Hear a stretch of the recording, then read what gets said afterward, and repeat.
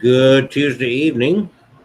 This is the last Tuesday of June of 2020. There'll be no more Tuesday. Well, will there be? Wait a minute. Wait a minute. There might be one more Tuesday Yeah, because there's one more. it's the first. So there will be. This is the next to last Tuesday. I was wrong. So this is the 23rd of June. My air Yes. conditioning went out, so I've got this to keep me cool. So anyway, we are back, and you see the title of this show is called "The Gates of Hell."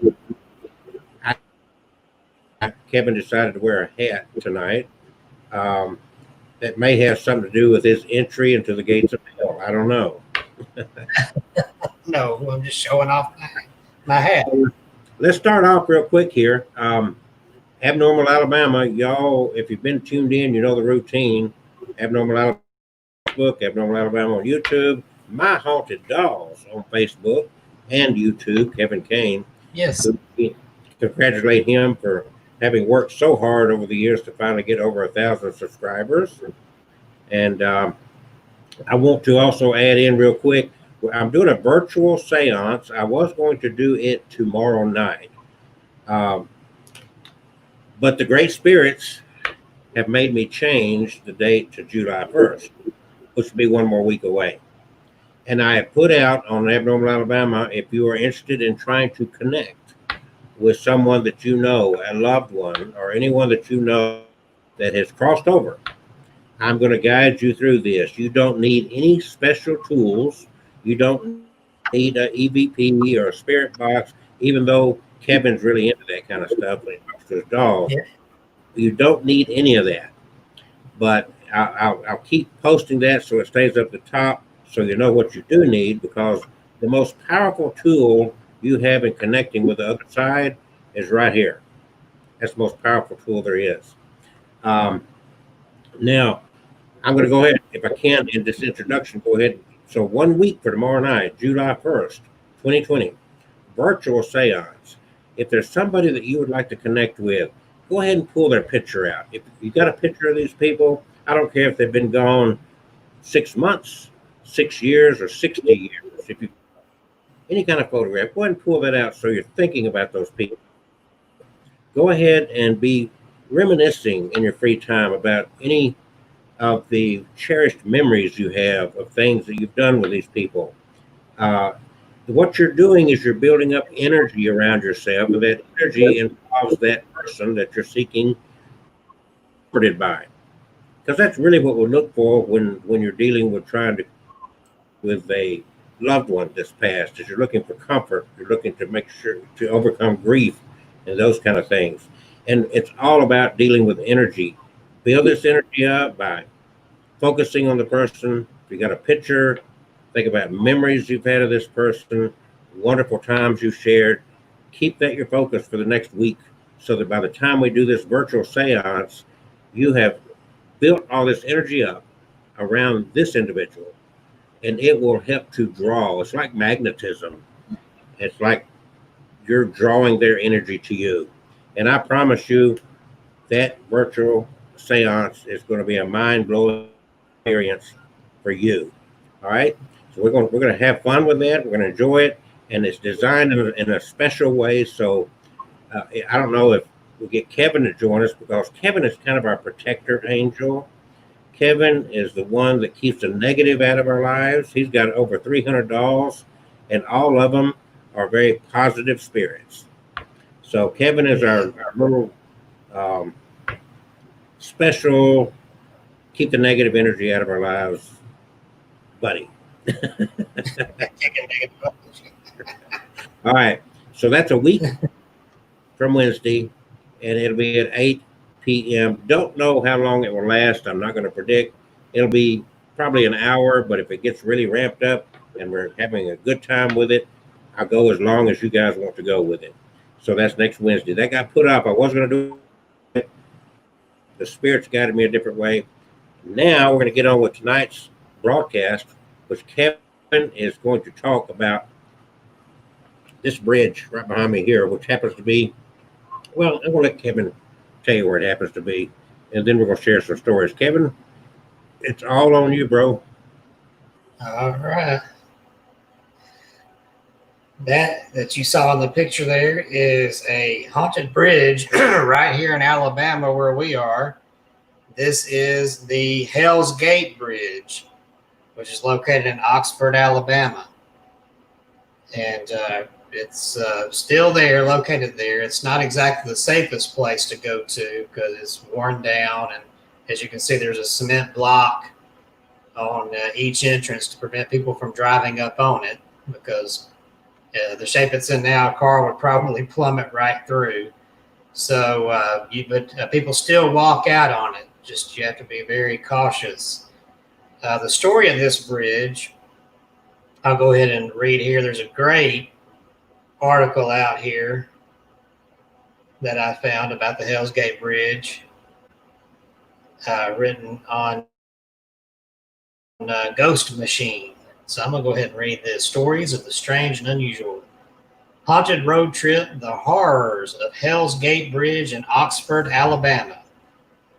If you're making a trip to the Publix supermarket or the Home Depot at the Oxford Common Shopping Center in Oxford, Alabama, there are easier and safer ways to get there than by crossing the Hell's Gate Bridge. Heck, if you didn't know to look for it, you'd never really find it. Even though it lies not half a mile away from Oxford Commons, the small broken-down bridge sits tucked away in the woods at a creek crossing no one dares use anymore.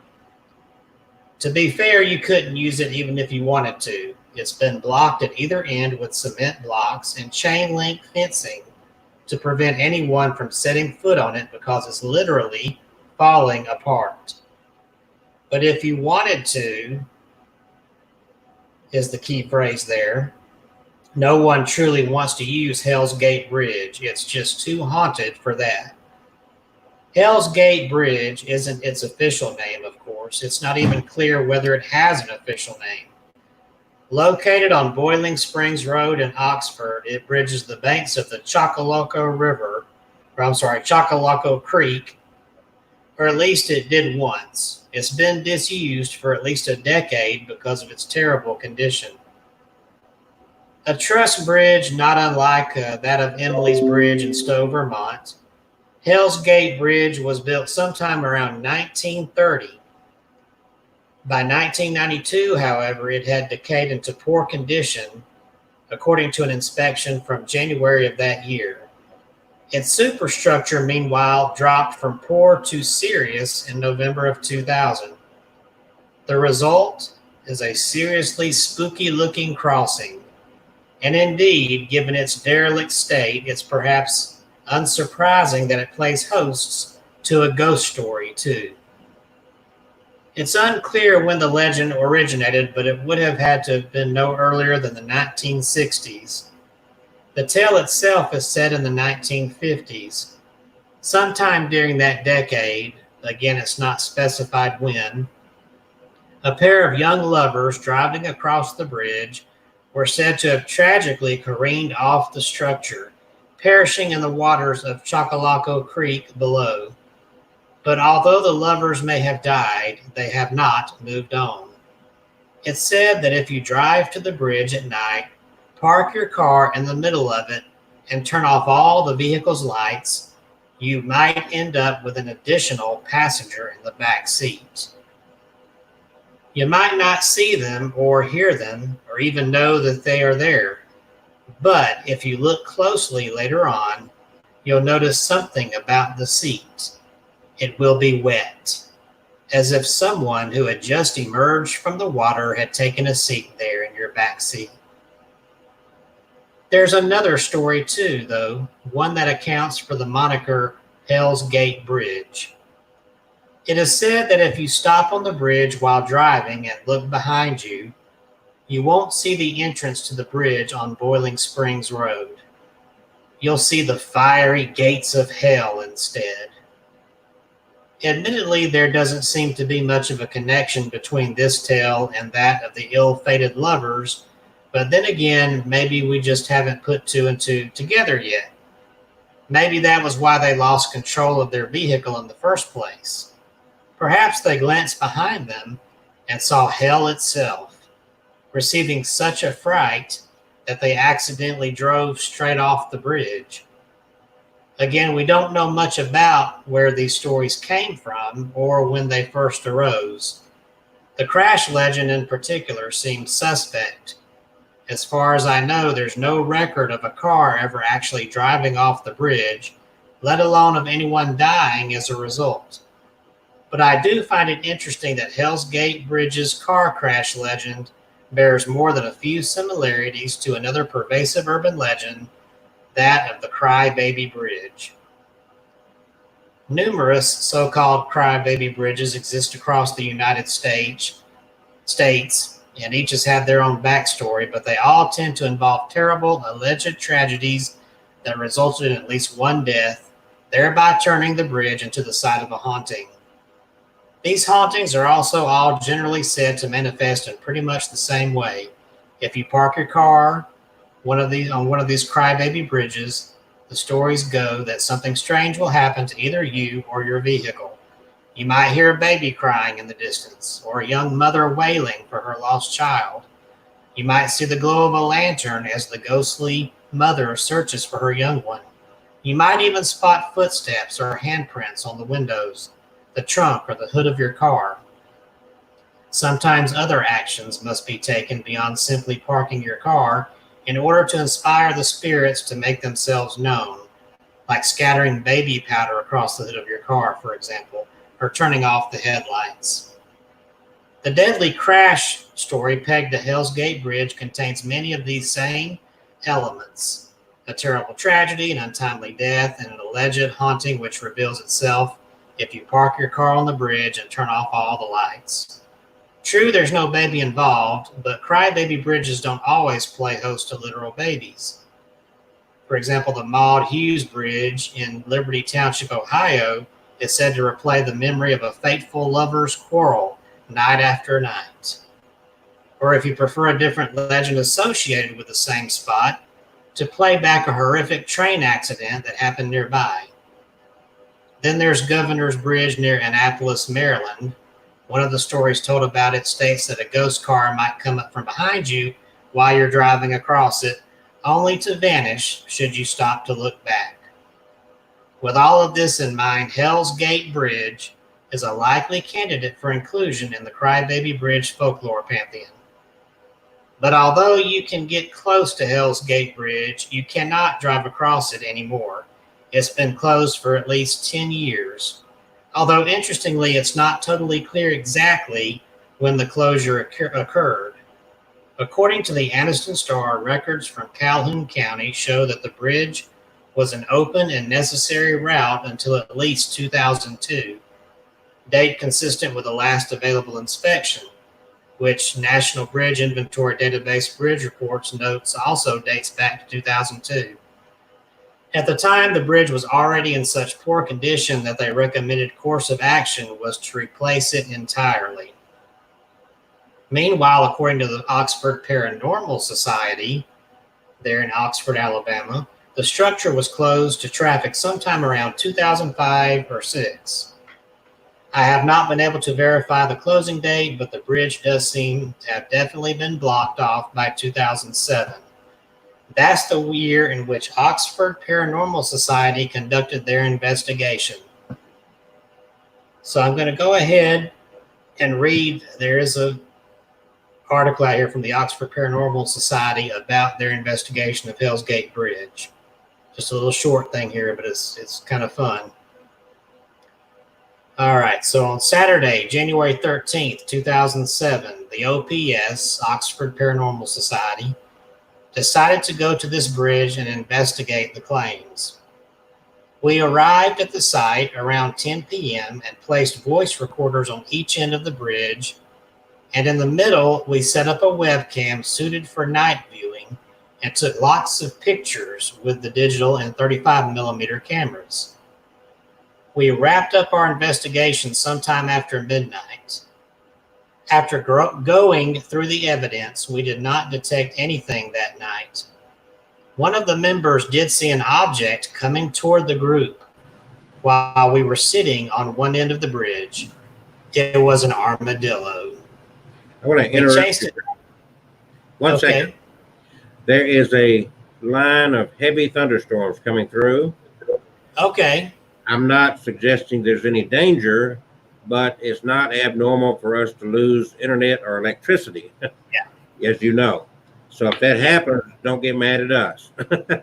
But it started thundering and lightning. I knew that was coming through, but anyway, just so everybody be aware that if we have any difficulties, blame it on the weather. So it was an armadillo. We chased it back to the other end where it dived off the bridge to escape us. We are starting to see a common theme with us and animals. Haven't figured out what that means yet, but visit us for more. And that's from the Oxford Paranormal Society. They had some good pictures taken of the bridge. If you go to oxfordparanormalsociety.com/Hellgate, you can find the pictures out there that they took. And it's an interesting looking place, but if you go out there, you got to be careful because it's practically condemned out there. You don't want to fall through. But I wonder, I don't know if anybody's brave enough to try this, but I wonder if that hellfire, if that only works if you're driving a car, or I wonder if you can stand in the middle of the bridge and glance back and see the Hell's Gate fire. Well, I've not heard of anybody trying that. It's not that far from where we are. We should take a drive over there one evening and check it out.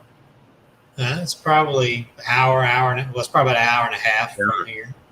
So yeah, I mean, I've read a little bit about it. I've never seen anybody state that, but that'd be an interesting thing to find out. If you just walked over onto the bridge and turned around, would you see the gates of hell?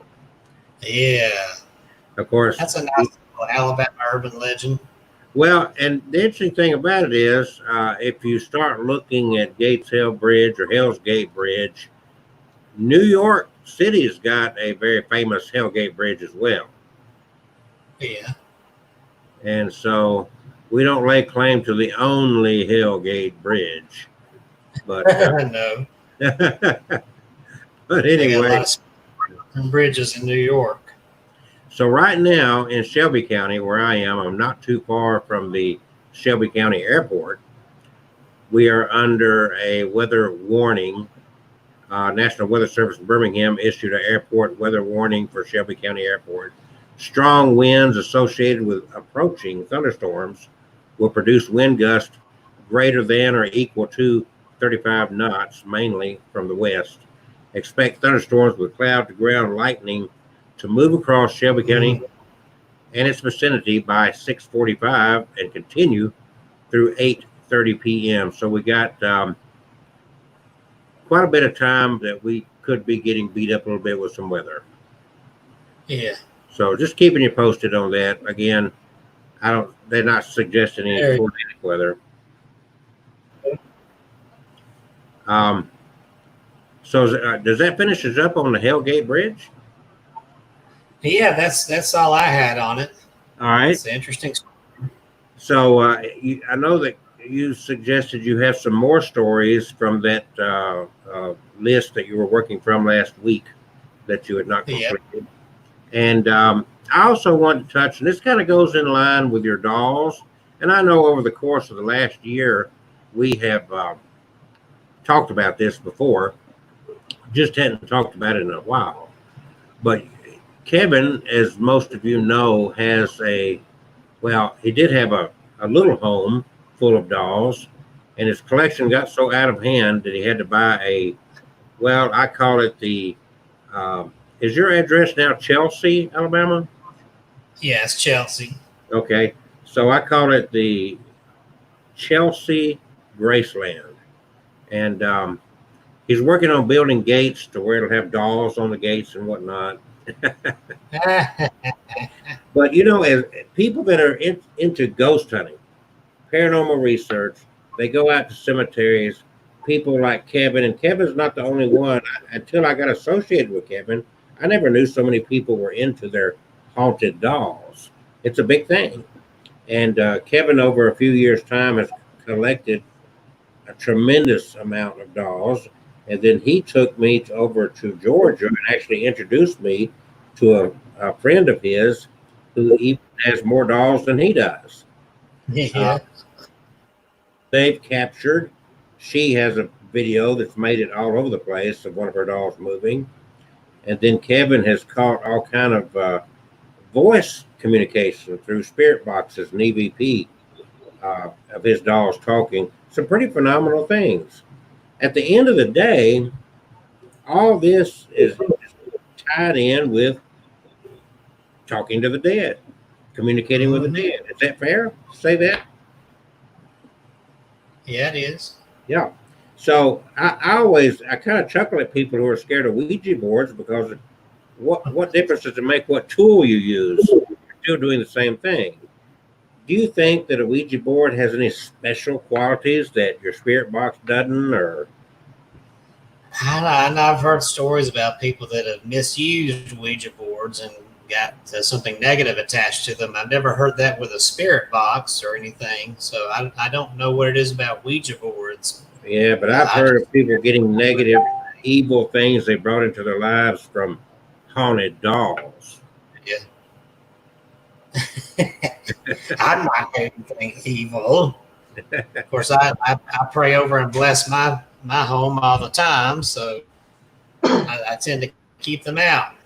Okay. So anyway, bottom line is we're talking about communicating with the dead. That's what it boils down to. Call it ghost hunting, whatever. These disembodied voices that you're dealing with are some kind of spirits, and it's common belief that these spirits in this other realm are spirits of dead people. Yeah.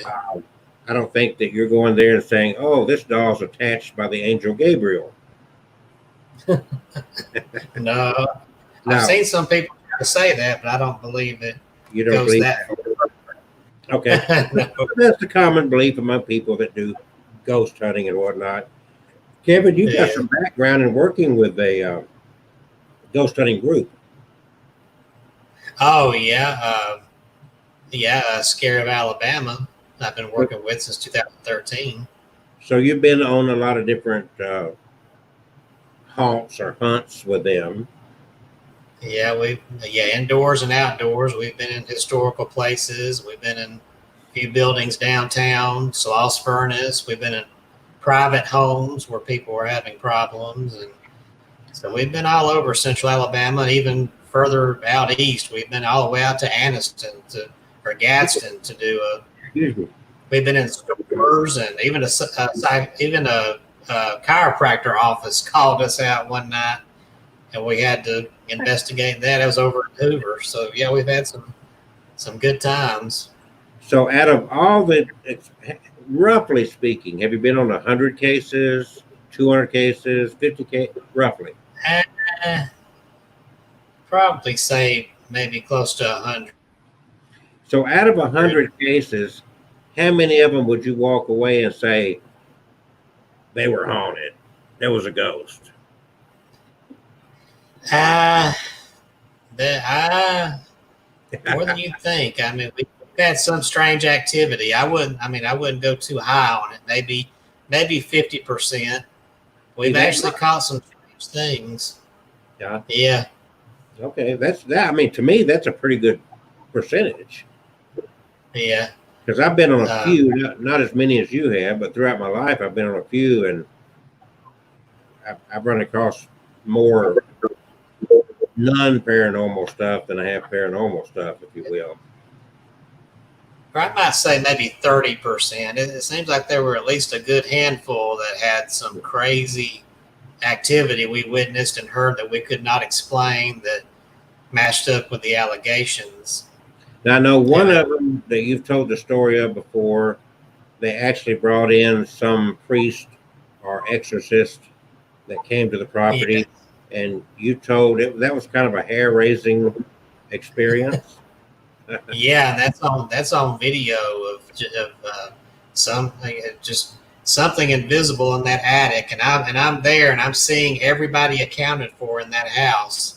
I just saw them come out of the attic, shut the door, and I'm watching on the camera on the monitor, and stuff just starts lifting up and being tossed across the room by unseen hands. Mm-hmm. Yeah, those cases where I know personally I was there and there's no way it could have been fake because I saw everything myself beforehand. So nobody was in there. You didn't depend on a video to prove it to you. You saw it. Yeah, it's just one of those, that one of all the YouTube and stuff. That one video I saw, I was there live. I can definitely say it was not faked. And that was strange. And we've had a few other captures. Another house we went in, we were sitting in the room with the owner doing some EVPs, and it was said that there was a young male spirit haunting their house. And when we called his name out, it was known he liked to play in the kitchen. And we called his name out, and in the kitchen we hear, it sounds like somebody taking a wooden spoon and banging a pot with it. Ding, ding, ding, ding, like a kid playing with it. Mm-hmm. It just kind of made me jump. I'm like, whoa, that's cool. And we go in there and look, there's nobody in there. And the only two people in the house were right there with us when it happened. Wow. So we couldn't explain that. So have you had, I know of course your family knows what you do, and you've written so many books. The community kind of knows what you're doing. A lot of, do you get any negative reaction from people when you tell them what you're involved in? You're rolling your eyes. Yeah, when Birmingham News, AL.com did an article about me out there in a video they shot in my house. You should have seen the comments out there. And just for kicks, I mean, I usually don't let that bother me, but just for giggles, I went out there and replied to a few of the comments. And I got to tell you, like, one was, I mean, some of them were proclaimed Christians, but they're sitting there just totally casting judgment on me, calling me evil and lost and misled. And I'm like, if you don't believe it, that's fine, but don't come at me and accuse me of something and judge me. If you were a real Christian, you would know, judge not lest ye be judged. The Bible, that's in the good time. The Bible is full of paranormal.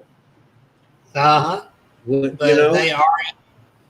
One girl even said, I'm not even a Christian. And I just don't see how you can be a Christian and say that you believe in these haunted dolls. I'm like, well, if you're not a Christian, don't know anything about it, how can you judge me anyway? Secondly, don't judge. I'm not judging you. I don't judge you for not believing in it.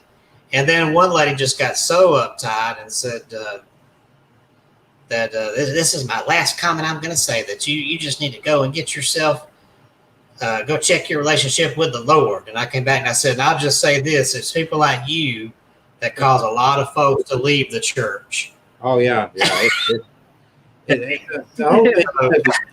book of the Bible is a book of the paranormal. I'm sorry.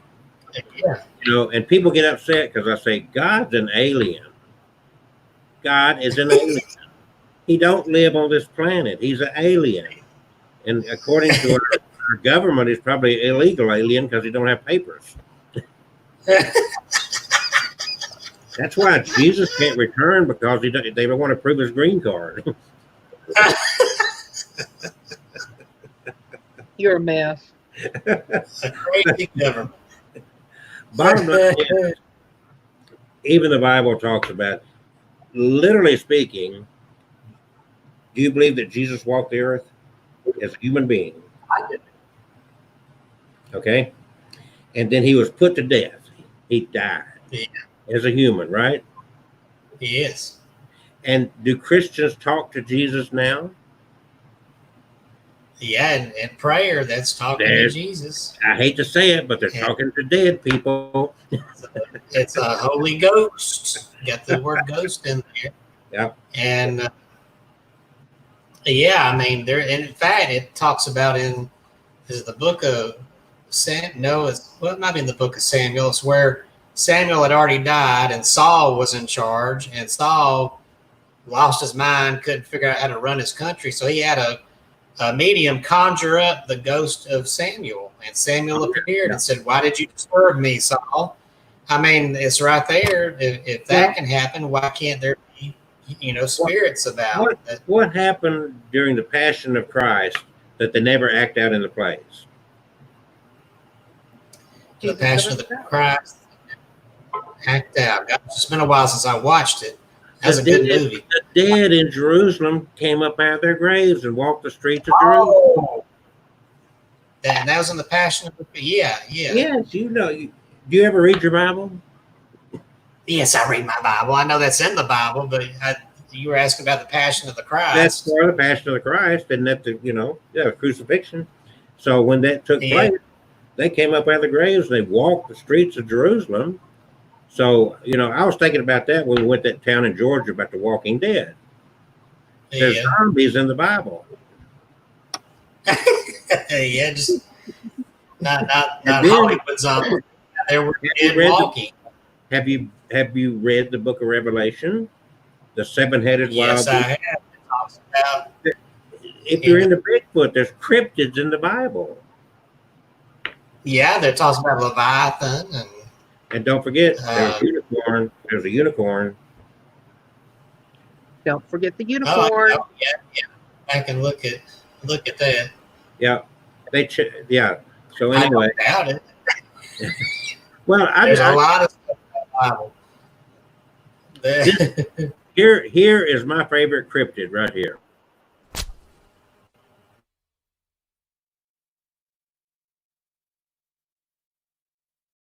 There you go. That's my favorite cryptid. Now, what would you do if you woke up in the middle of the night and that guy was jumping on your bed? I don't know. Should I laugh? Should I scream? Should I? That's that one. You'd almost want to reach out and give him a hug, right?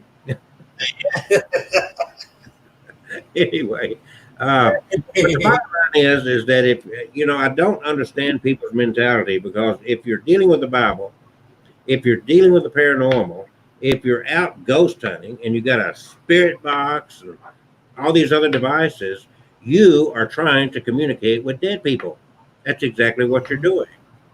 So why do these people get all woo, woo, woo, woo, It's like, it's talking to the dead. Now, when we go over that, we're talking about your dolls and all that kind of stuff, talking with the dead, communicating with the dead. What do you think about psychics? Psychics? I don't know. I'm still kind of skeptical. I've come across people that, what they call them, empaths that can kind of almost read your thoughts and get impressions off of you things I've had people tell me they shouldn't have known about. And it's usually present or past, but I haven't really dealt with a psychic who can see the future. So I'm skeptical about that. All those, what was that lady's name that's so famous? Jean something back in the 80s. Jean Dixon. Yeah, well, she's the one. I'm kind of skeptical. Even Nancy Reagan used to communicate with her. But so, wait a minute. Kevin, I know what you did last night. What did I do last night? I don't have to tell you. You know too. Well, you're psychic. I know. Some people would say psychotic. I bet you slept. Hush, yes, I slept. How could she know that? She's I'm psychic. Kevin, I know what you're doing. I know what you're thinking right this very moment. What am I thinking? That Kelsey's full of bullshit. It's psychic. Just for $4.99 a minute, he'll read your future. Yeah, you're working pretty cheap with that hat. You should be charging $10.99 a minute. Hey, Kevin, you know what's fun? Oh, that's fun. Ask him about the train wrecks and the plane crashes. The what? The train wreck and the plane crash. Oh. The train wreck and the plane crash. Well, there's been phenomenal things, and she's had experiences to where she'll go along and say, "Oh, there's gonna be. I just saw a plane crash," and then like within 72 hours, it's a plane crash. or there's a major train wreck, and then like hours later to the news has been a train wreck. But the problem with what she does that makes you feel uncomfortable is when, because she sees a lot of people dying and getting hurt, so you never want to ask her, do you see me? You don't Oh want to. God. I don't want to know. I know your future. I know where you'll be. Yes. In 2150, I know exactly where you're going to be. Oh, in 2150. I bet I can guess. A long time away. Right there. He's going to be at the gates of hell. Oh, no. You can go if you want. I'm not going there. Well, so that's what all this is about. We are interested in knowing what's on the other side. We're interested in the people that's lost loved ones. We miss them. We're concerned. It's in part it's a healing process we go through by feeling that we've had some contact with these people. Sometimes we have a loved one that passed away that we never was able to say goodbye to. We, that they passed away suddenly, or like this coronavirus, we couldn't be at the hospital with them, that sort of thing. So there's different reasons that people look for this, for comfort and to help them through a grieving process. Most psychics that I've seen don't really give you any information. You know what I'm saying? They don't tell you anything you don't know. Yeah. So I'm like you on the so-called psychic readers and whatnot, which unfortunately is not that removed from what you do when you're using EVPs. But if you watch these, have you ever been to a gallery reading?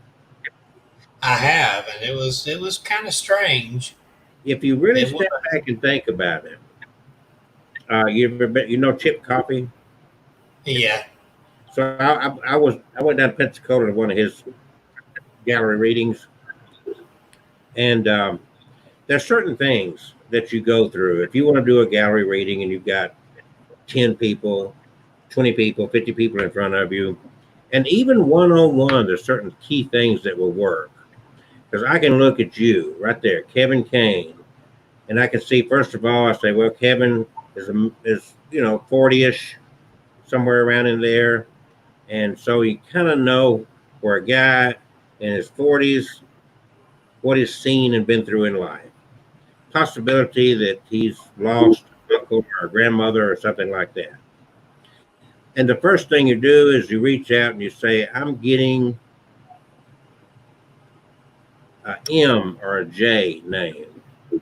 Is there anybody in your family that's passed, their names begin with M, like Mary, Marianne, Melissa? You see what I'm saying? Any of that strike a bell, Kevin? Yeah. And which one? What is your grandmother? Huh? I've got a Mary. A Mary that's deceased. Yes. Is that your grandmother or your aunt? That's my grandmother. Oh, okay. So I had it right the first time. All right. And you were fairly close to her, weren't you? Were you one of her? Would you consider yourself one of her favorites of the grandchildren? No. Well, that's because you talk to dead people. That's because I was the favorite of the grandchildren. She died before I was born, so. Oh well, but what you don't know, this is what you're missing. She's speaking to me because even though she died before you were born, she's watched you all through your life from birth, okay?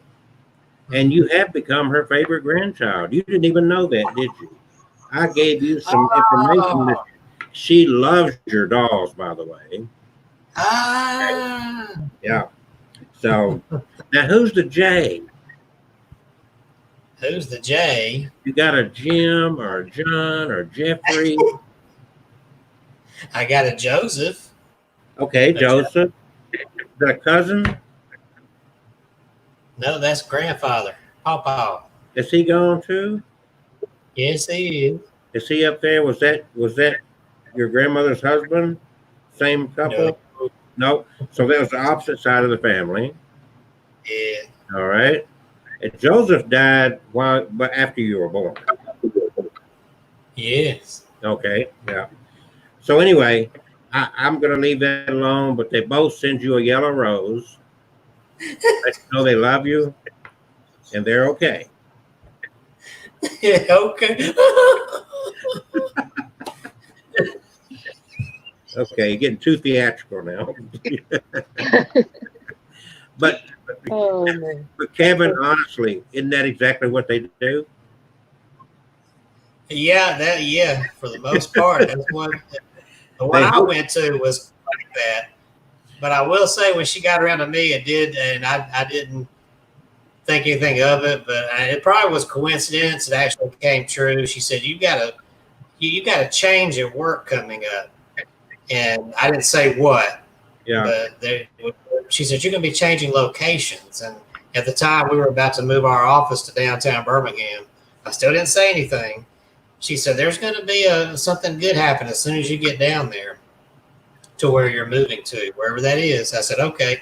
Sure enough, I got promoted after I got down there. So that blew my mind. Maybe she just struck on it. But maybe she was just lucky and got it right.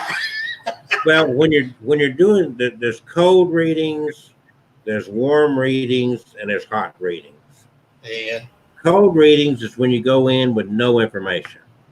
Yeah. If you go to a lot of gallery readings, they will already have done some background information on you.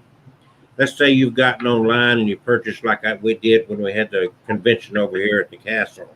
People bought their tickets from us online. So I had their names, their email addresses, and their home addresses. They gave that all to me. I could look them up on Facebook. I could find out just scanning back for a couple of years in their timeline and so forth, names, you know what I'm saying? Uh-huh. And but if you're doing a cold reading, M's and J's are majority of the time going to get a hit. So if you just start out with, I'm getting an M, Mary, Mona, well, there's 5 zillion Marys out there, Mary Ann, so, and then when you get a miss, you just roll through. If you're wrong and it doesn't trigger something, you always blame it on whoever you're reading. You just need to go home and think about that because there is somebody with a J.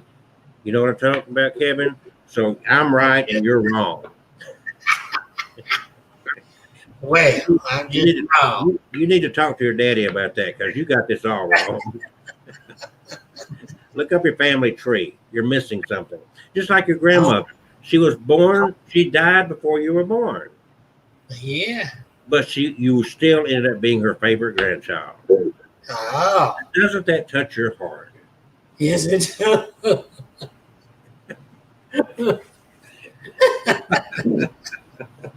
Okay. All right, folks. We do take this stuff serious, but we are having a little bit of fun here because some of these psychic readers are so fraudulent. Sylvia Brown, remember her? Oh, yeah, I remember her. I just couldn't figure out how she couldn't predict her own death. I don't know. So did you see the sign that they were having a monthly meetup of psychics? And they had to cancel one of their Wednesday meetups, and the sign said the psychic meeting has been postponed due to unforeseen circumstances. I would say what you should know. It's kind of like a psychic convention going on, and you're getting on the airplane, and you're the only person on the airplane. Okay. Well, this is Abnormal Alabama. We had the first half of this, not half, 30 minutes, whatever. Kevin talked about the Hell's Gate Bridge over in Oxford, Alabama. Interesting story. And then we got up into just generally talking to the dead. What is this? 7:45 now. Yeah. I've got a book that ties in with talking with the dead, because if you're dating the dead, I assume you're going to talk to them to be able to date them. And that's the name of my book, Dating the Dead and Spectrophilia. If you don't know what spectrophilia is, in book, you'll learn. And that can be found at datingthedead.com. We also need some new subscribers at Abnormal Alabama YouTube. If you have already subscribed, send your friends over to subscribe, and your enemies, and even log in under your deceased grandmother's account and subscribe her too. Okay. Now Kevin's got some books, and why don't you self-promote for just a moment? Yeah, I've got. Here we go. Crimson, the Blood Painting, a novel based on the actual haunted painting that exists in my collection. And the story was so creepy, I decided I just had to create my own fictional story based on it. So, and that's the actual painting on the cover. You can get this at myhaunteddolls.com right there, or you can get an autographed copy. All my books are out there. You can also get this on Kindle ebook, or you can also get it on audiobook on Audible and Amazon and iTunes. So be sure to check that out. And I have another one on audiobook as well, The Legends of Indian Narrows, Ghostly Childhood Memoirs, the stories about the haunted neighborhood I grew up in, including my own house that has some spooky goings on. And you can either buy it in paperback or ebook, or you can get the audiobook and listen to me actually read the stories and tell them. So check that out, myhaunteddolls.com. And remember, Kevin is restyling himself. He's now got on a new hat, and it's an 8x10 photo of Kevin in his new hat. He's a big oblige. I'm going to share a few little short stories about communications from the dead, and then Kevin and I are going to go back and forth, because he's got some stories from some that he was sharing last week. So let me see what I can pull up here. These are very short, sweet little stories. The first one is called The Girl in the Mirror. And we were staying at the Victorian B&B when my 4-year-old was playing on the floor near a big antique mirror. She was talking to herself, or at least I thought she was. I asked her what she was doing, and she said, "I'm just talking to the girl in the mirror. She lives here." Totally creepy. And that happened in Salina, Kansas. Went to a tarot card reader because I was trying to figure out if I should start grad school or not. And during our reading, she kept flipping the same card. And finally she said, "I have to ask, were you sexually abused as a child? Because someone is telling me that they're sorry and that they didn't believe you." And yes, I was abused, and my grandmother, who didn't believe me, had just died. I'm convinced she was reaching out to me. Then we got the drowning. During a really dark period in my life, I drank way too much wine and took some sleeping pills. I got in the tub and was starting to fall asleep. I remember going under the water, and I heard the crystal clear voice of my late father with his distinct Irish accent say to me, "Oh, girlie, you don't want this. Get out of the tub." I got out of the tub, and I made an appointment with my therapist the very next day. And I'm sure that we've heard about sleep paralysis, and I'm sure that most of us have experienced something like that. My family moved into my childhood home when I was only about 7, and from then on, throughout my teens, I was very uncomfortable falling asleep. I always had the feeling someone's watching me in my room, and I had this sleep problem. Only in my room, where I'd half wake and see a girl standing across from me. When I was 19, my mom was at a wedding chatting to a lady who was a psychic, who was out of the blue with no prompting says, The reason your daughter feels scared when alone in her room is because the girl who died in the car crash is confused why there's another girl in her room. Mom says the woman heard it directly from the girl, which is creepy. From Chicago, Illinois. Older lady, husband watching. One night, my granny was just falling asleep, and Granddad asked her to lock the front door. She told him she was tired and he should do it, but he asked again. So she dragged her sleepy self out of bed. It took a minute for her to wake up fully and remember he was dead. She went and checked the door and found she had left it unlocked. When she went back to bed, the room smelled strongly of his aftershave. Found out later that there were 3 break-ins on her block that night. He was watching out for her. Tucson, Arizona. My uncle's an amazing artist. I asked him once where he gets his inspiration from, and he looked me dead in the eye and said, "The voices."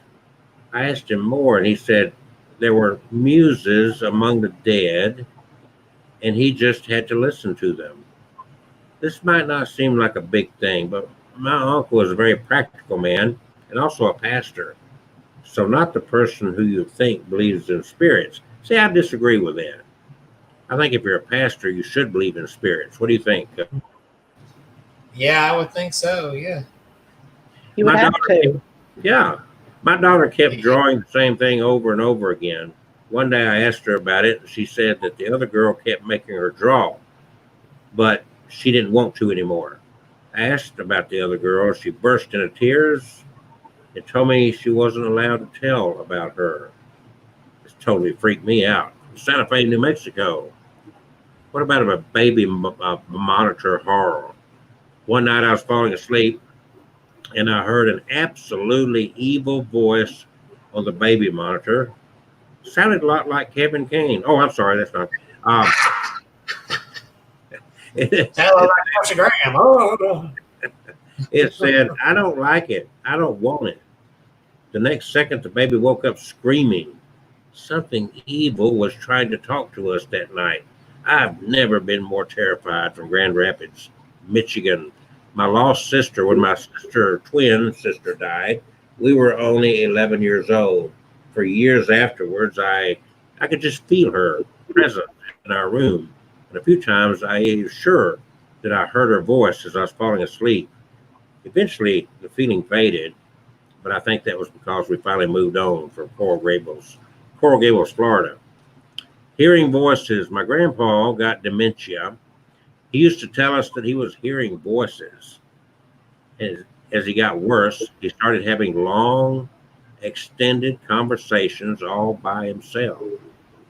So one day when he was especially lucid, he told us that he was talking to Grandma and that she was telling him that it was almost time for him to come home. She had died 12 years earlier, and he died the next week from Mendota Heights, Minnesota. And then we've all heard of the imaginary friend. Kevin, did you ever have an imaginary friend as a kid? Yeah, long. Yeah, when I was little bitty, I had one. Tell us about the imaginary friend. I don't even remember. I remember talking in a hushed voice to somebody there, and I didn't know who it was, but I always felt like somebody was there, and I couldn't see them. But that was when I was really little. Did it trouble your parents? No, they just thought, oh, he's just talking to himself or whatever. He just crazy. Thought, weird imaginations. So this little girl had an imaginary friend named Nina. And the mother would hear her talking to Nina at night when she went to sleep, usually with lots of giggling. One day she mentioned Nina to her elderly next door neighbor, who got a funny look on her face. The original owners of the house, like 30 years prior, had a daughter named Nina who had died in an accident in the backyard from Springfield, Missouri. Signing ghost. Traveling through Romania, driving past the creepy old building, I saw a woman at the corner of my eye, and she looked like she was signing something to me because I'm deaf. I couldn't figure out how she could tell I was deaf. And then the driver told us that the building used to be a school for the deaf and blind children until it had been closed due to a fire that killed some of the children. I think she was a ghost and was signing for help. Baltimore, Maryland, that story came from. Grandma Ghost. I totally communicate with the dead, specifically with my grandmother. She was psychic. She was the first person who seemed to realize that I was psychic also. So I consult with her before I make any major decisions, and she has always let me know what to do. I'd be lost without her. From Boise, Idaho. So now let's go back to Mr. Kevin Kane. He's going to continue with some of his wonderful stories. Okay. All right. So I'm picking up where I left off last week with the creepy little mini stories here. This next one is called Fallers. People started falling from the sky by the close of the decade. They were never clothed, always naked, always a petrifying grin on their faces. It had been just a few at first, but then hundreds and thousands would fall all at a time, destroying cars, homes, blocking off highways. Strange discoveries were made upon research. They were human, but lacked any blood, intestines, not even a heart. No one could explain the hideous grins they had, or even where they came from. It was a woman in Costa Rica who made the latest and most disturbing discovery. She recognized one of the fallen bodies as a dead relative, one who died back when she had been a teenager. Then more and more identifications were made. Soon people were picking out their long dead loved ones amongst the video feeds, cadaver piles, and crematoriums. No one could explain why they were coming back, falling from the sky. Even more distressing, after disposing of the bodies, it wouldn't be long until that same body came plummeting from the sky again. You could not get rid of them no matter what. People were getting killed by the higher volume of falling bodies, and soon after burial, they too began to fall. My mother was killed when a body landed on her car, crushing her. The next week, the news reported on a body that had gotten lodged in an airplane windshield. I saw my mother's grinning face, the happiest I'd ever seen her. They say when hell is full, the dead shall walk the earth. But what about heaven? Man, that's a creepy one. And now the next one, this is a itty bitty one. The happiest day of my life is the name of this one. I watched as my soon-to-be father-in-law held his daughter's hand as he walked down the aisle.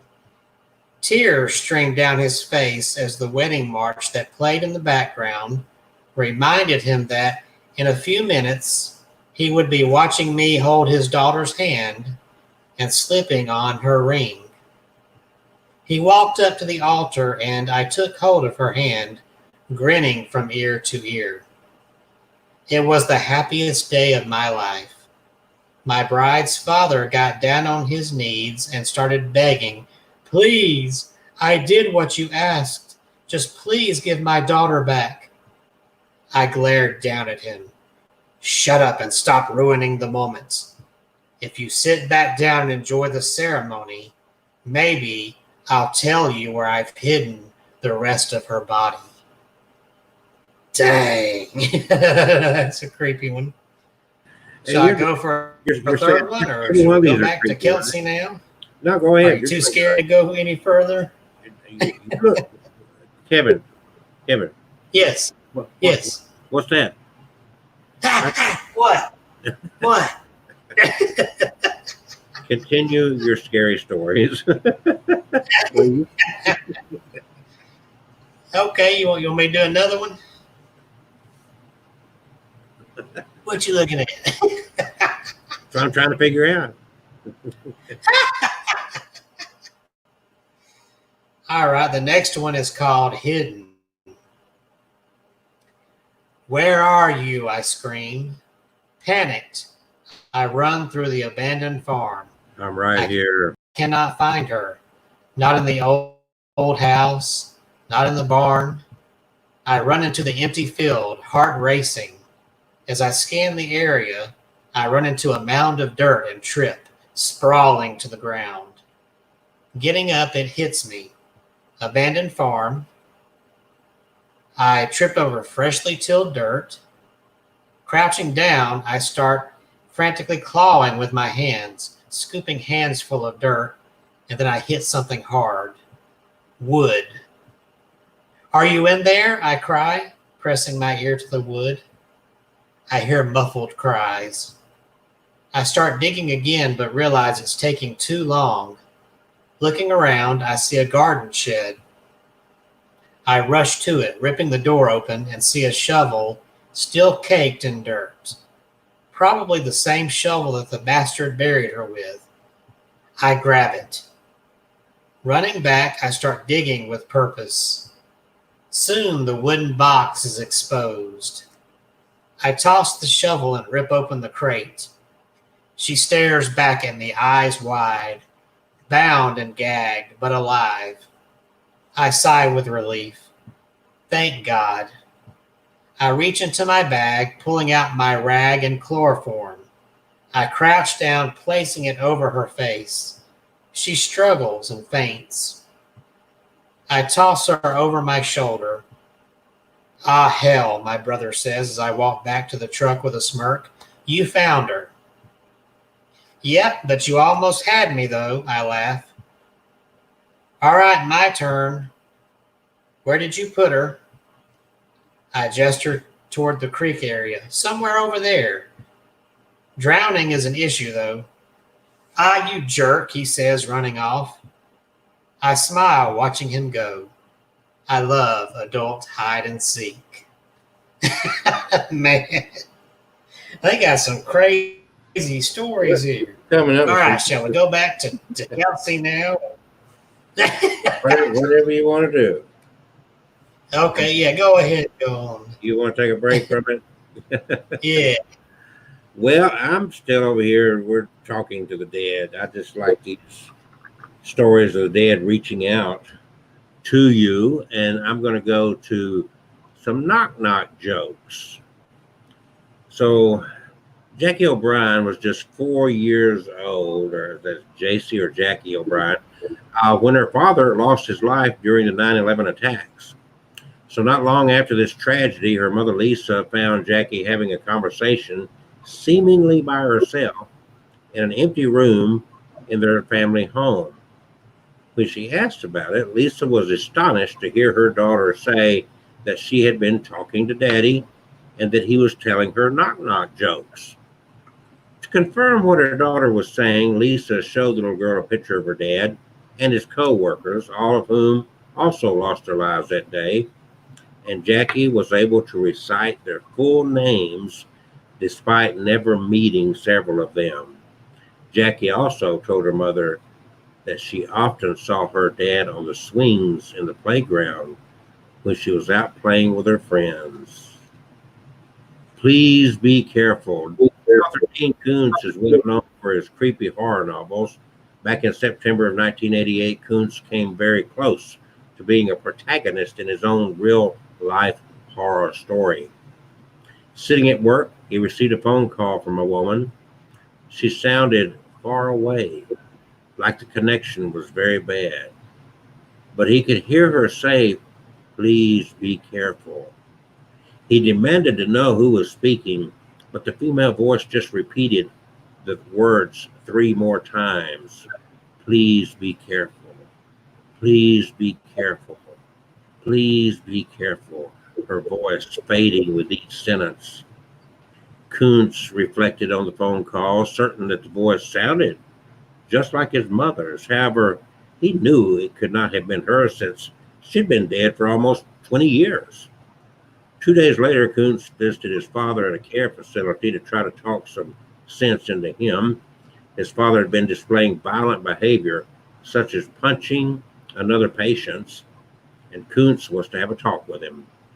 As soon as Kuntz entered his father's room at the facility, the man grabbed a fishing knife and attempted to stab his son with it. Managing to wrestle the knife away from his father, Kuntz left the room and walked straight into a group of policemen. The officers saw the knife in his hand and immediately aimed their weapons at him. Realizing the police would shoot him if he did not drop the knife, he did so, and then managed to convince them that his father was the one they were looking for. Kuntz remembered the eerie phone call and became convinced that whoever was looking out for him did a good job in keeping him safe by making him more vigilant. He never received a similar phone call again. 20-year-old Tony Woodmansey was in a horrific car accident in October of 2010 that saw him being thrown right through the windshield of his vehicle. He died in the hospital a week later. At his funeral, two of his friends related something to his mother, Sally. They told her that they had made an appointment to see a medium before Tony had died, and the date of the session turned out to be the same date as the young man's funeral. According to Sally, the two friends told her that Tony was trying to make contact with her. Being a skeptic, she didn't think much of what they were telling her. That is until kitchen utensils in her home started moving by themselves, and her TV and car radio turned on and off randomly. Spooked, Sally went to see the medium, who told her that a blonde-haired young man wanted to get in touch with her, and she should give automatic spiritual writing a try. Early the following morning, Sally sat down with a pen and paper and started speaking to Tony in the dark. She felt something grip her hand and move it over the paper. When she turned on the light, the word Tony was written on the paper. 4 years after this incident, Sally had 20 A4 notebooks full of writings from Tony. Even though most people are skeptical of what the grieving mother has to say about her deceased son, Sally is adamant that it is her son writing on the papers with the help of her physical arm. I'm sure, Kevin, you've heard of automatic writing before. Yes, I have. And I'm going to do one more here since I'm on a roll. In 1988, Frank Jones and his family were terrorized by what seemed to be a malevolent ghost or poltergeist in their home in Blackpool. Unseen hands pulled the covers off the beds while the children were sleeping, slammed doors, and turned on taps while no one was looking. It got so bad that Frank called in the help of the church and had his home spiritually cleansed. 5 years passed and the spirit stayed away. But then tragedy struck. Frank's son passed away, followed by his wife, Sadie, 3 months later. Sadie was buried with her cell phone because she loved it so much. Not long after his wife's funeral, Frank received a missed call on the phone, but the phone had never rung. When he checked the number, it was from his landline inside of his house. But this was impossible. There was no one else in the house at the time his cell number was called. Frank then smelled Sadie's perfume and favorite brand of cigarettes wafting through the house. As if that was not strange enough, Frank also claims to have received text messages from Sadie's cell phone. The messages contain phrases Sadie often said in life, but the number would not show up on the screen. And now, let's go back to Mr. Kevin Kane. Okay. The next short horror masterpiece I have is called a story called My Favorite Support Group. I'll be the first to admit I'm a complete bastard. I'm also lazy. I'm only here to find the idiot because there's almost always an idiot. This support group is pretty typical. We connected online, decided on a quiet place, and now we're all sitting cross-legged in a circle. Real kumbaya crap. Jerome takes the lead, pouring everyone a cup of tea as he starts talking. I'm Jerome. You can drink your tea, but only after explaining why you're here. I'll start. Jerome tells us he's never been loved. I can see why. The guy's ugly as sin. He sips his tea while the mousy chick speaks next. My name is Mayu, she says. My parents, short and sweet, no blubbering, gotta admire Mayu. She's probably not the idiot. Next to talk are a legless veteran, a broke businessman, a needle-tracked junkie, and a diseased old crone. Then it's my turn. Well, I'm a butthole. Everyone hates me. I take a loud, annoying slurp of oolong as the fat kid with a black eye goes next, telling his boring fat kid sob story. Afterwards, we're all sitting quietly when Jerome keels over. Then Mayu's eyes roll back and she slumps forward. Only the fat kid reacts. What's happening? He whines. I thought this was a suicide support group. Found the idiot. It is, I say, spitting out my mouthful of tea. They support it.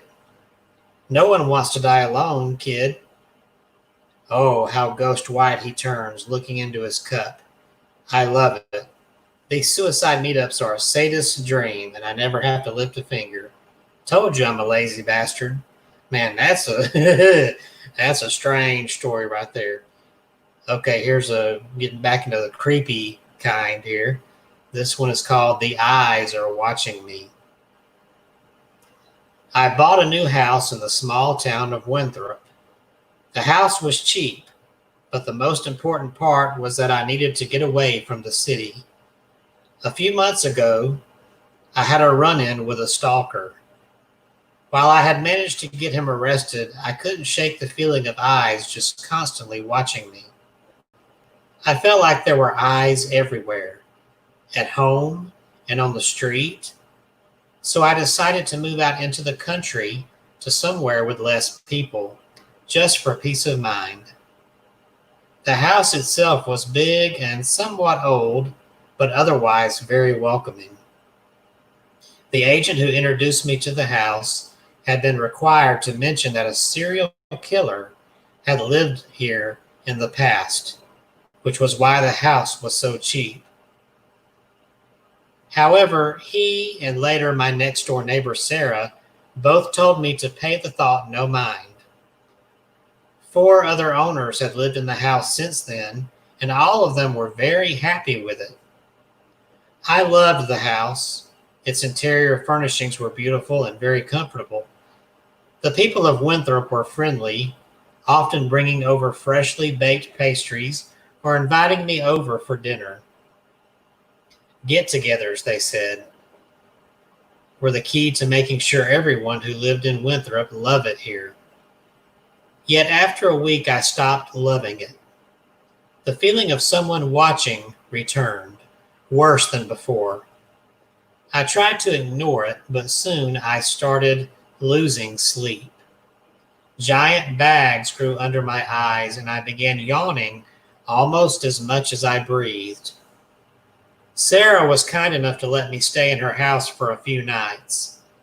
It was during this time that I heard the legend of Forrest Carter, the serial killer who had lived in my house. While no one knows his exact kill count, Carter, also known as the Winthrop Peacock, was a man with extremely severe case of narcissism. Legends say that he could not fall asleep if he didn't feel like he was being watched. He was finally arrested for putting up a scarecrow to watch him during the night. Only it was not a scarecrow. Carter had murdered a 17-year-old girl just so her corpse could stare at him. The story gave me shivers, and after I went home, I felt like there were hundreds of pairs of eyes just watching me, no matter how I turned. Today, however, was the first day that I acted out. I was cooking breakfast when I felt the eyes. Instinctively, out of fear, I threw my kitchen knife, which lodged itself into the wall.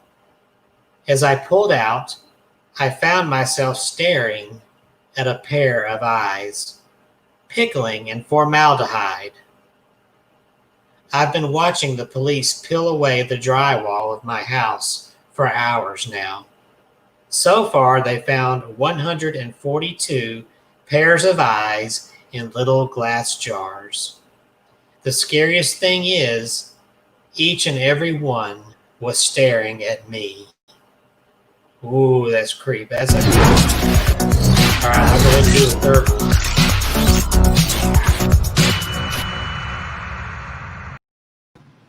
Are you ready for me to do one? Well, all right. Well, Look at you. You interrupted my story. I thought you were through. I thought you I was through with that. Okay, we got time. We're going to cover some more. It's only 8:16. Yeah, All right. if you want to go ahead, Well, you start out one that said something about I'm watching. yeah. Pennsylvania resident Jack Frosty suffered heart arrhythmia in June of 2011 and died at the age of 32. His family and friends, of course, were devastated. 5 months later, Jack's best friend, Tim Hart, was going through his emails on his phone when one popped up from Jack's email account. The subject line said, I'm watching. And the body of the email contained only 3 sentences. Did you hear me? I'm at your house. Clean your effing attic. Tim was flabbergasted, as he and Jack were the only ones up in the attic shortly before Jack's death, and they had spoken about what Tim should do with this extra space. Jack's cousin, Jimmy McGraw, also claimed to have received an email from Jack after he passed. In the message, Jack stated that he knew Jimmy would break his ankle, and he had tried to warn him to be careful. And of course, Jimmy had broken his ankle just a week before receiving that eerie email. Vito Scarabello lost his wife in August of 2014 after almost 64 years of marriage. The grieving widower made up his mind to visit her grave as often as he could, mainly every Sunday. He took flowers from their garden, other times flowers from a shop, and every single time he went back to replace the old flowers with new ones, the old ones would be purple. Vento bought several different colored flowers, but without fail, he would return to find purple ones at his wife's graveside. Well, purple was her favorite color, and even though florists have given a rational explanation for the phenomenon, flowers turn purple with age. Vento believes it to be a miracle brought about by his wife or wherever she is. He has even returned to church because of it. Stage and screen actress Maureen Lipman finished her husband's autobiography after he passed away in 2004, and she played herself in the adaptation titled Jack Rosenthal's Last Act, 2006. Years later, she was reading the first draft of a novel her son Adam had been working on and was criticizing it quite harshly. The novel contained a character named Ink, E-N-K, and Maureen gave her son some advice on how to fix up the not-so-great parts of the story. A little while after this, Maureen was playing around on her mobile phone and was astonished to see a message pop up on the screen from her late husband. The message read, "The lad's done well, Ink." While Maureen acknowledges that the message could have been an old one that somehow ended up getting through to her years later, she believes that Jack sent the message to get her to ease up on her son because he was doing fine. Amanda lost her 6-year-old daughter to cancer in 2013. Azali missed out on meeting her mom's new husband, Chip, when she married in 2015. Wanting the memory of her little girl to be incorporated into the wedding, Amanda asked a photographer friend to include images of Azali in her wedding photos. The grieving mother also planned to release a set of butterflies in honor of her daughter. As the butterflies were released and flew off, one beautiful butterfly stayed behind and landed on Amanda's dress. The bride and the groom were moved to tears, as were all the guests. Amanda firmly believes the butterfly was a sign from her little girl that she was happy for her mom and she could move on to her new chapter in life. And now it gives me great pleasure to reintroduce to you Mr. Kevin Kane with his continuing horrific stories. Yes, my short horrific stories. The next one is called is called The Twist at the End.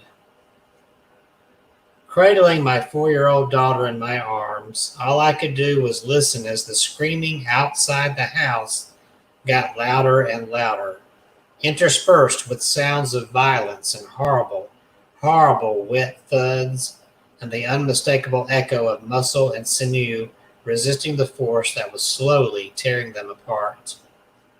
It started just 3 days ago. Something happened out there in the world, and before we even got news of what's going on, seemingly half of the world is gone. Police and military were unable to stop it. Providing such a short frame of resistance, it's hard to know whether it was real or just a fluke. There was no centralized target, no way to use our most powerful weapons, not without incinerating ourselves in the process. They poured forth across the world from wherever it was that it started. I hear banging on the door downstairs and the screams of people being slaughtered, unable to mount a proper resistance against such a force. It doesn't take long before the pounding gives way to splintering and the sound of shattering wood. They're in the house. No more than a moment or two passes before the door to the bedroom starts shuddering. The things I piled against it are holding for now, but I know realistically that they're going to manage to come through. I keep rocking my little girl, humming a lullaby in her ear to calm her as she cries. The pounding grows in force and volume, the frame starting to crack. I put my little girl on my lap, help her back to my chest, and I stroke her head with both hands, from the top of her scalp down across her ears, just as I've done ever since she was a baby, just the way she loves it. The effect is instantaneous. Her desperate crying calms to a series of sobs and hiccoughs, her small body shovering against mine in fear. I keep humming to her, soothing her hair, acting for all the world as if nothing is out of place, not a single thing amiss. Agonizingly slowly, in a reverse cadence of the sound of splintering wood, she calms down. I can feel it when she stops tensing as I keep stroking her down the sides of her head. A final hiccough of a sob, and she falls quiet, her body relaxed. She doesn't even have time to realize what's happening as I twist her neck with a violent jerk, accompanied by a dry snap of a sound. She's dead before she can even slump down into my lap. The door is giving way, the furniture pushed back. I may be torn from limb to limb while I scream, but at least my baby angel is safe from harm. Man, that's crazy. You're getting almost All right. Should I move on to the next story? Go ahead. I've just got to recover from some of these sad stories.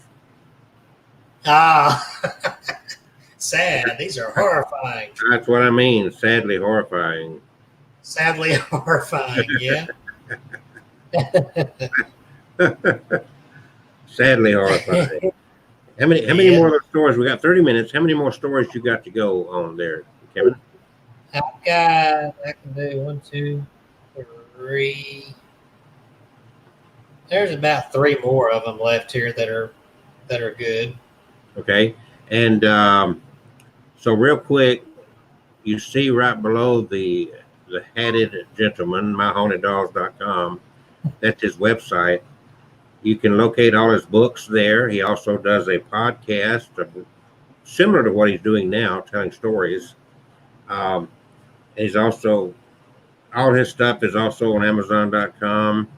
And the same way with me, he's got the YouTube channel, he's got Facebook. He's just a social media whore. And Well.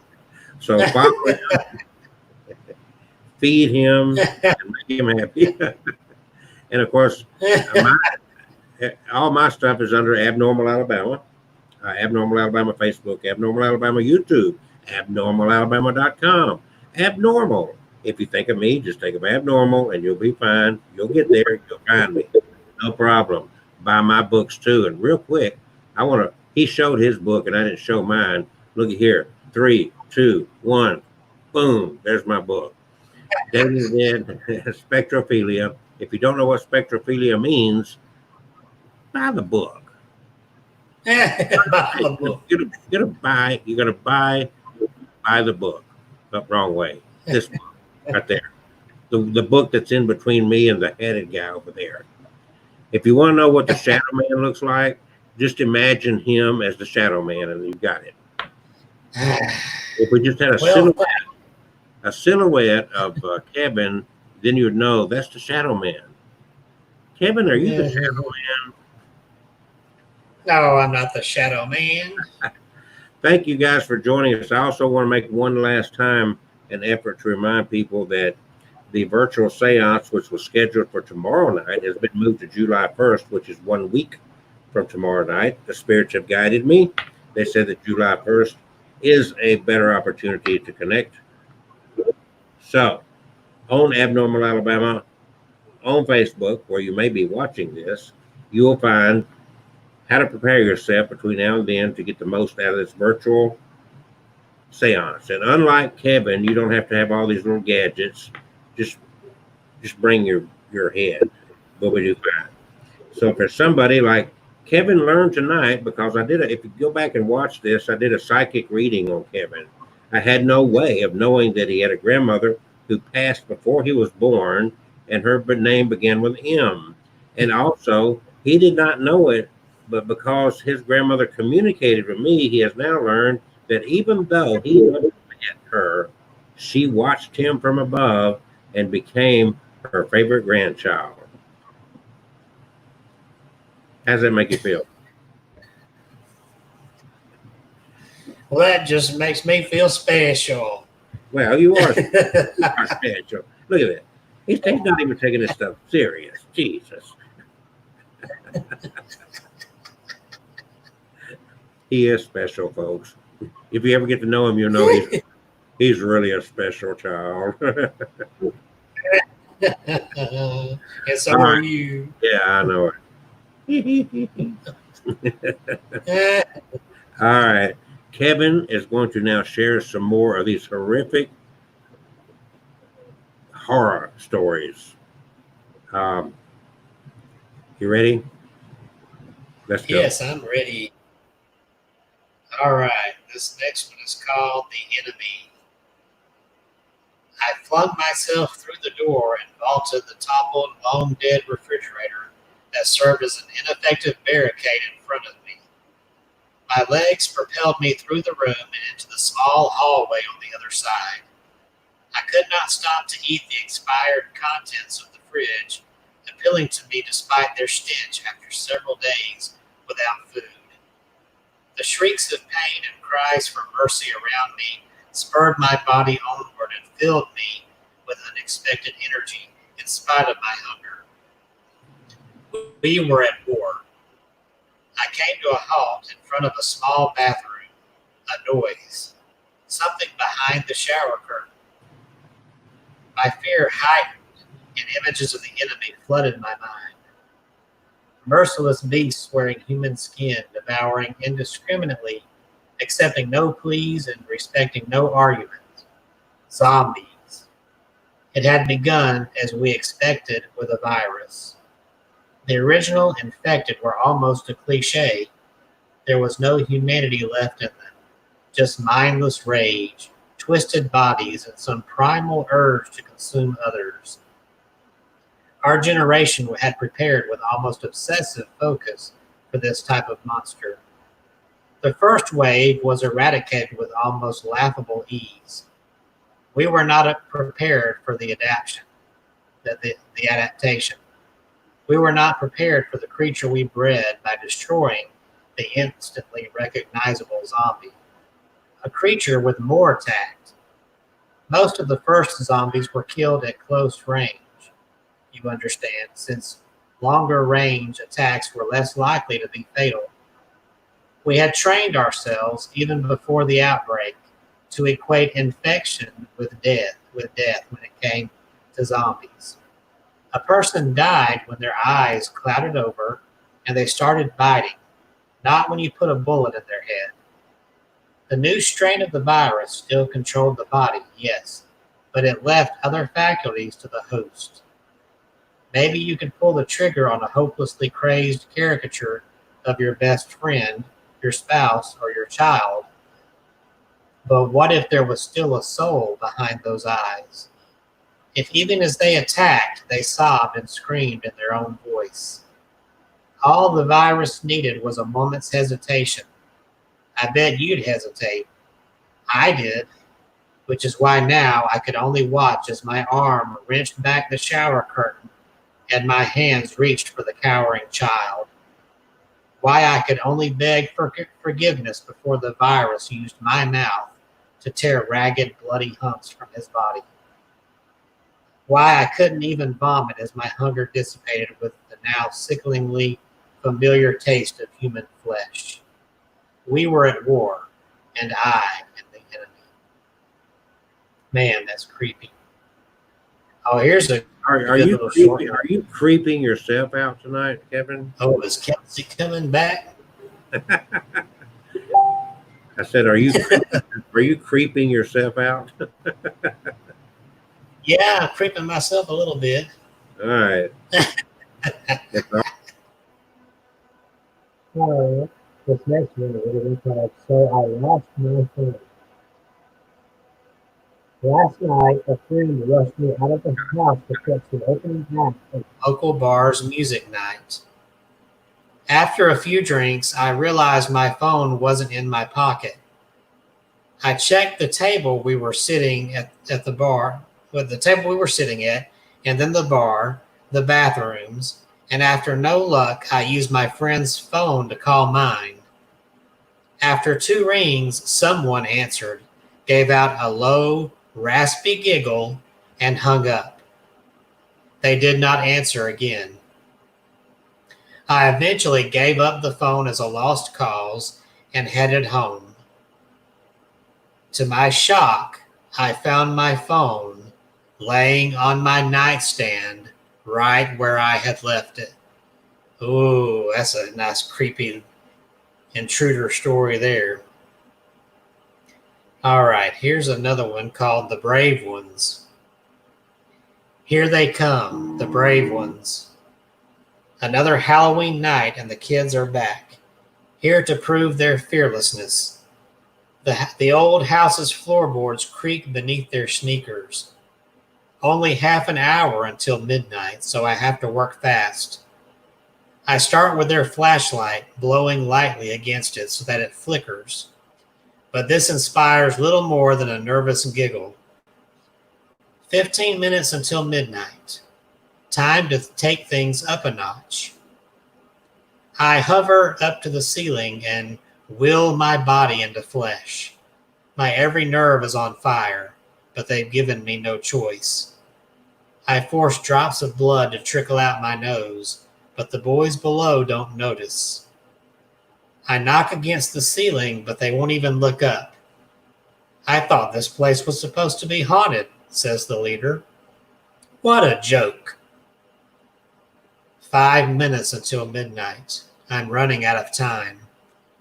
With the last of my strength, I scream, so loud that they finally turn to look up at me. I like to think I put on a good show. I sway on an invisible noose, and the blood flows freely from my nostrils now. A couple of drops hit a skinny one with a crew cut. The boys scream and run into the night just in time.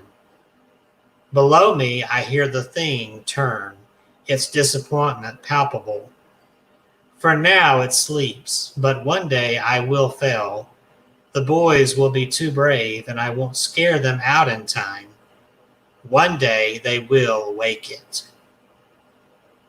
That's a creepy thought. Never wondered if maybe when we go to these haunted places and we hear a ghost scream or a baby cry out and scare us away, perhaps that's the spirit trying to keep us out for good reason. That's something to chew on there. I'd rather. I don't want to chew on that. You don't want to chew on that. I don't want to chew on that. So do you? You don't have that kind of activity in your house? A long time ago, I caught a baby crying. You have to go to my Haunted Dolls Kevin Kane on YouTube, and I've got a video where I caught a baby cry in my house that I think was coming from one of the dolls. Did you have one more story? Let's see. There's another one I could read on here. I've given you all the time you want. It's yours. Okay. Well, there's one more on here if you want me to go ahead and read it. Yeah, go ahead. Okay. This one is called What They Don't Tell You About the Dead. So this is perfect for us here. I don't want to sound mean, but the dead are pretty clueless. I've always seen them. When I was younger, everyone thought I was just talking to imaginary friends. After a couple of years, when I overheard my parents talk about calling a psychologist, I realized what I was talking to. See, ghosts don't tend to realize they're dead, and they don't look like in the movies. They just look like us. I'm pretty smart for a 13-year-old, so I started noticing certain patterns to tell them apart from the living. They could be a bit distant from living people, or you'd see them try to talk to people who wouldn't even notice them. Some of them could tell I was different, that I noticed them, like this guy I saw after school yesterday. I'm a big boy now, see? I don't need my parents to pick me up. Home is just a short walk away. He was standing away from the other parents, didn't talk to them, just stared at me. That's how I knew he was one of the ghosts. I went over, told him I knew what he was, and asked how I could help him. I don't remember much after that, I think because of what happened this morning. Downstairs, my parents were crying. I tried talking to them, but they ignored me. They must have died last night somehow. Sometimes the new ghost wouldn't talk to me. Some police officers and reporters just arrived. They won't talk to me either, just my parents. It's weird. I've never seen so many ghosts together before. Why won't anyone talk to me? That was a good one. That's a twist on the last story. I've got two more from the list I've been working on. Well, yeah. Okay. So the next one is called Smiley Face. Dog lovers all agree that their furry pets are more than just animals. They're like family members. The Callaghan family felt this way about Bandit, a rescue dog they took into their home. Bandit had many health issues and had to undergo several surgeries, sadly, passing away after the last one. Bandit was 15 years old when he died, and his passing left a huge, huge hole in the hearts of his family. 2 days after losing Bandit, Katie Callaghan, mom of the family, went outside to the backyard and saw Bandit's water bowl was still sitting there. Bending down to pick it up, she saw something amazing. The remaining water inside the bowl had formed a smiley face. Katie believed that Bandit had left them a message saying that he was all right and they did not have to worry about him anymore, in spite of many brushing off the incident, saying it was just a natural settling of water drops. 4-year-old Jack Robinson died of a brain tumor in 2014, leaving behind his parents, as well as his identical twin brother and 3 sisters.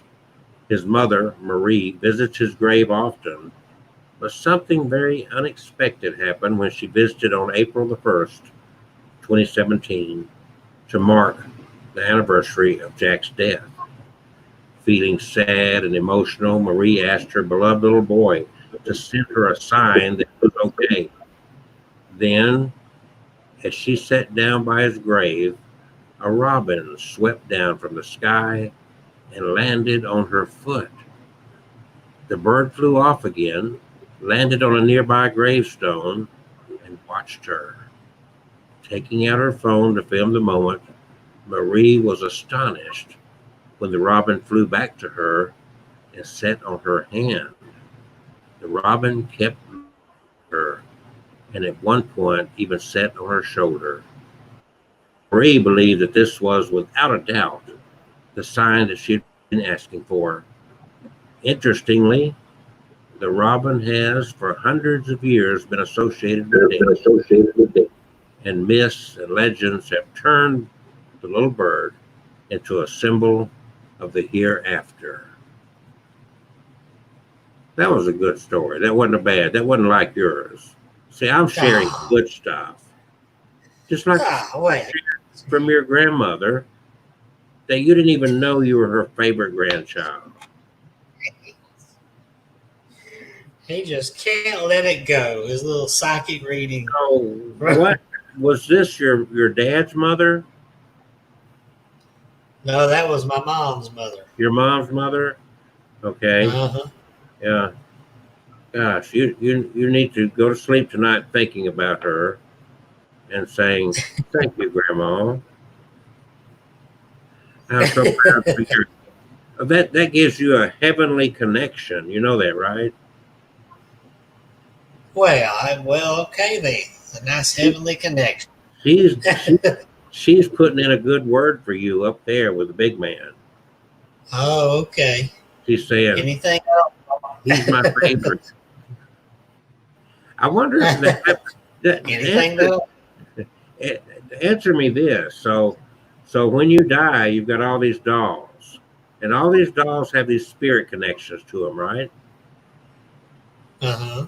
Would you say that all of your dolls have some little girl or little boy spirit attached to them?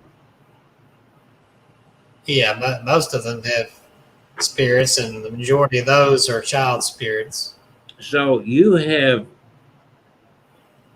become like their surrogate dad or whatever. Yeah. So when you die, are those little spirit attachments going to follow you in the afterlife? I'd like to think, I would hope they would. If not, I've got, someone who's going to take my collection and care for it after I'm gone. So one way or the other, they'll be taken care of. The physical dolls will not follow you, but those spirits are already in the other realm, right? Yeah.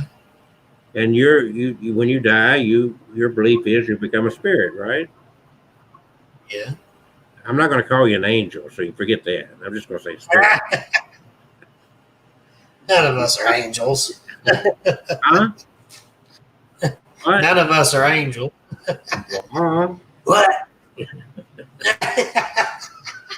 You don't see my halo? That glow up there, that's just a reflection. So the question remains, forget about the dolls. I'm talking about the spirits that that are attached to the dolls. Yeah. You have become their surrogate parent, as it were, and their therapist, Yeah. and their caregiver, and all the above. So one day you're going to Yeah. die. Chances are you'll still have a house full and be connected to these spirits. They've gotten to know you very well, and you've gotten to know them very well. They're already on the other side. So I'm Yeah. wondering if when you die, if their attachment to you will be greater than their attachment to the dolls, and they will then remove on from this realm and follow you to where you go in the afterlife. I hope they do. I mean, I guess we'll find out one day. So I don't know, but I so here is little angel Kevin flying around in heaven. He's got his harp strapped to his back. He don't play it very well, but he carries it around. And following behind little chubby angel Kevin is 300 little bitty baby angels. I can just picture this. It's so cute. I'm gonna see if I can. This would be a heck of a painting. Little, you know. I see Kevin as an angel. He's all white, and he's got this harp, and it's strapped to his back, and they're floating and flying through heaven, going hoo doo doo doo doo doo. And behind him is over 300 little baby spirits that were attached to these dolls, but now they're free. They're saying, "Oh, Kevin, Daddy, we're in heaven with you now. We're free." Doo, doo, doo, doo, doo. It's a well, possibility. that's a nice picture. Can you not envision that? Yeah, I mean, that's a nice picture. You could be laying back on a puffy cloud up there, and all these little baby little angels are dancing around on the clouds. They feel safe and secure because Angel Daddy Kevin is there with them, and they're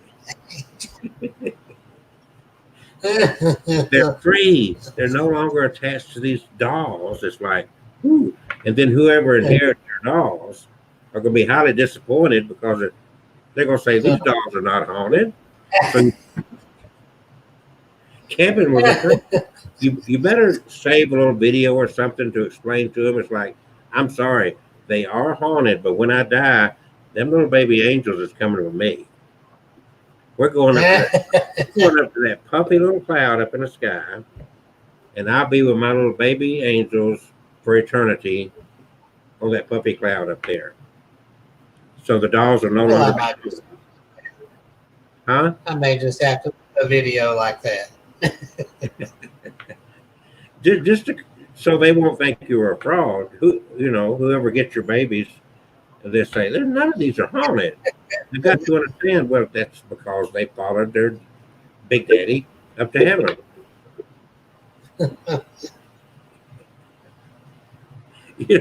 I think that makes a pretty good story. Yeah, that's a very good. You could write a whole book about that story right there. A whole book about just you. About that. You're better than Sylvia Brown. It's like Kevin Kane predicts own death. Kevin Kane, my afterlife with my 300 spirits. 300 spirits. So you'll be up in heaven with Hugh Hefner. Hugh Hefner will have big dolls, and you'll have little dolls.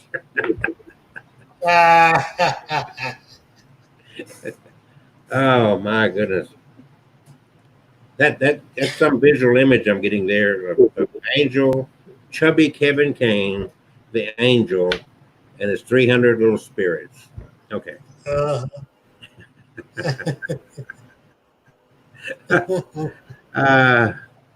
Okay. I guess let's see. We got a few more minutes hold on a second. Let's see if something's happening here. Is there something happening there with the total darkness? Yeah, I'm still here. Okay. Did you want to talk a little bit while I take a break? Kevin, do you see my new babies? I sent you a picture of yesterday. Yes, Weren't they pretty? yes, I did. Yes, Well, they were. I got a new website coming up. It's not up yet. Abnormalbabies.com. It'll open Okay. within the next week. Oh, okay. We'll look forward to seeing that.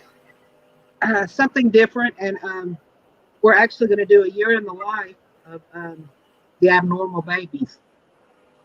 Oh, okay. I plan on taking them everywhere with me and doing video Oh, and getting people's reactions and all that good stuff. that'd be awesome. I've seen some people out there in the haunted doll group that take their dolls. Usually the ladies, they take their dolls out and about. Now, see, if a guy does that, I'd probably get stopped and sent to a bin.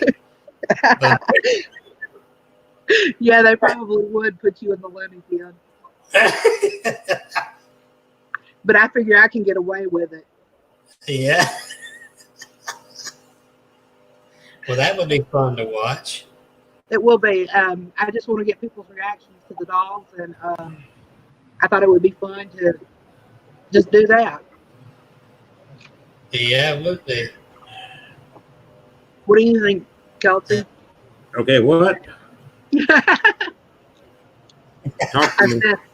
I said, I'm going to hook up the GoPro and I'm going to take the dolls out in public and get people's reactions to the dolls. Okay, we're gonna get Sweet Caroline, Haunted Caroline back up? Yes, Sweet Haunted Caroline will be back up in the next couple of weeks. Okay. I've got to make a place for her, a special place for her. And she'll be back up. You got a new domain name. You're gonna be building a website. Did you give that out? I got that out, abnormalbabies.com. It'll be out in about 2 weeks. I'll have everything out in about 2 weeks. Okay. Now, there will be an opportunity on that site for people to donate dolls. We may have some dolls for sale and that sort of thing. So I think we'll have an adoption center set up on the website. That sounds like a good idea, too.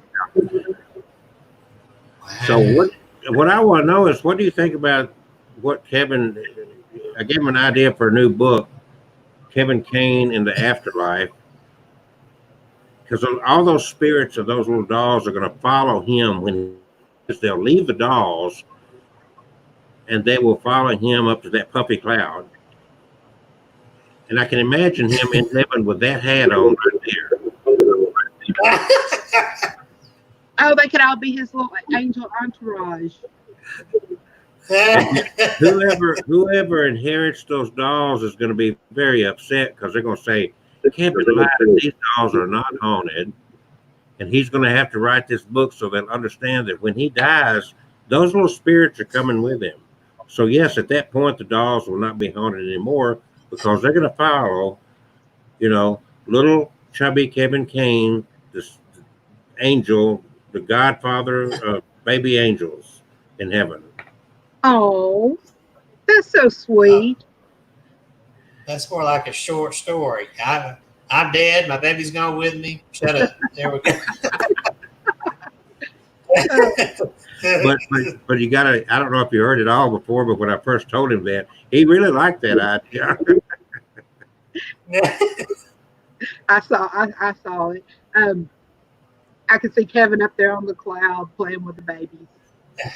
With that hat on, nonetheless. That hat's got to be there. He's copying my fedora. Your fedora? Yeah, I used to wear a fedora all the time. But what's going to be really fascinating, I never really had a desire to go to heaven until now, because I can imagine on this cloud over here is going to be Hugh Hefner and his playmates.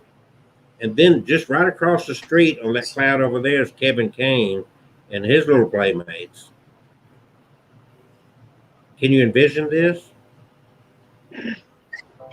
Jeez. You're so sure Hugh Hefner's not in heaven.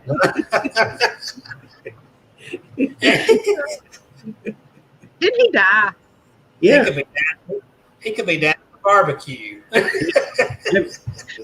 he was I up wonder there. if all the old playmates are up there with him now.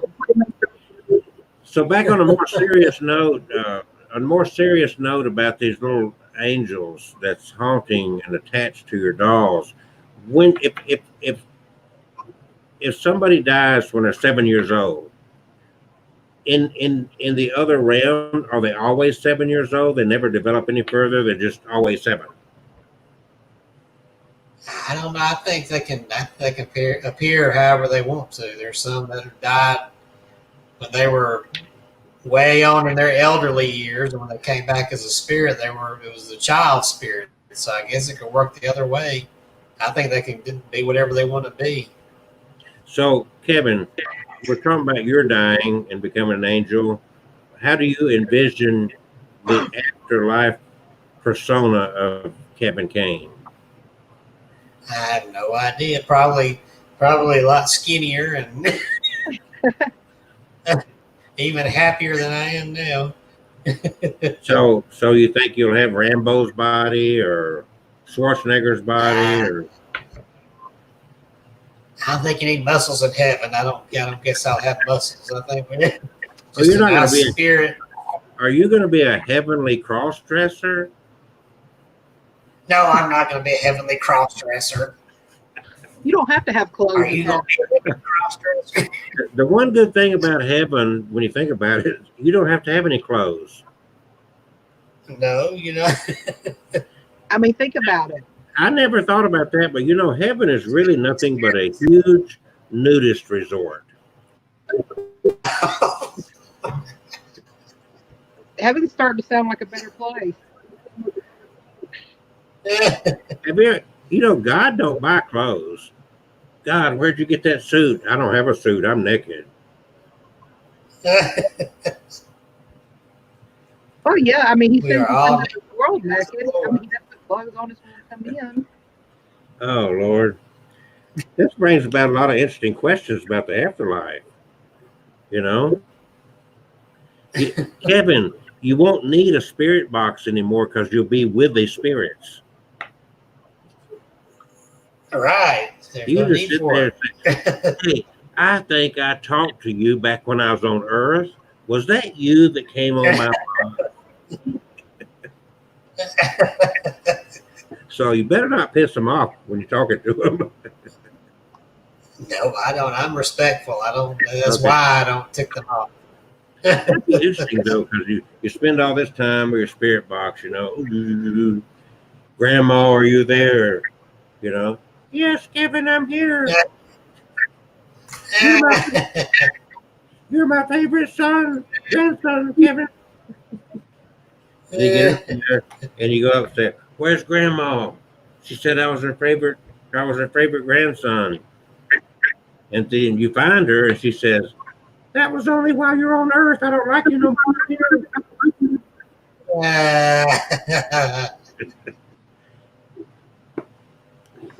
Here's the funny little man.